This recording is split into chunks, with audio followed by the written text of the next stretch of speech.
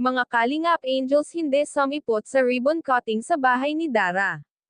Bago ko ipagpatuloy ang maikling reaction video na ito, hiling ko lang na tapusin ang panonood nito para malaman ang nilalaman nito, at kung bago ka pa lang sa munting channel na ito, paki-subscribe para lagi kang updated sa video ng mga Kalingap.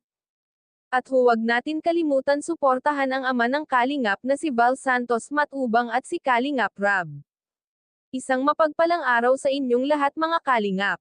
Ribbon cutting sa bahay ni Dara, maraming bisitang dumating at lahat ay naging masaya.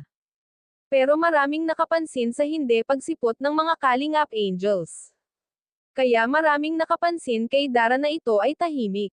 Nalulungkot ito dahil isa man lang sa mga Kalingap Angels ay walang pumunta, kaya wala tuloy makausap si Dara dahil ang mga bisita niya ay may edad na at saka mga lalaki pa.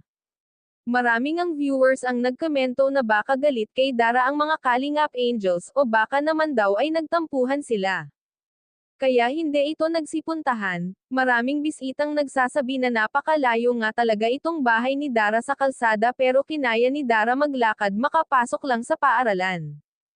Kahit sobrang layo sa kalsada at hindi niya iniisip ang kapaguran. Naging emosyonal nga si Dara at nagpasalamat sa lahat ng tumulong sa kanya. Lalong-lalo na sa mga sponsor niya na walang sawang tumutulong sa kanya. Hindi akalain ni Dara na ganun karami ang bisita niya.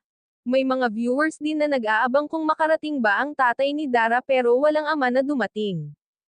Pero okay naman kay Dara, andin naman ang tiyahin niya at lola na handang sumuporta sa kanya. Sa wakas may sarili ng bahay si Dara at hindi na mag-aalala ang kanyang tiyahin kung may bagyo man na dumating, dahil maganda at maayos na ang kanilang kalagayan magkapatid. Andyan naman si Kalingap Rab na laging nakaalalay sa magkapatid. Hanggang dito na lang ang update ko, mga Kalingap. Maraming salamat at God bless sa inyong lahat.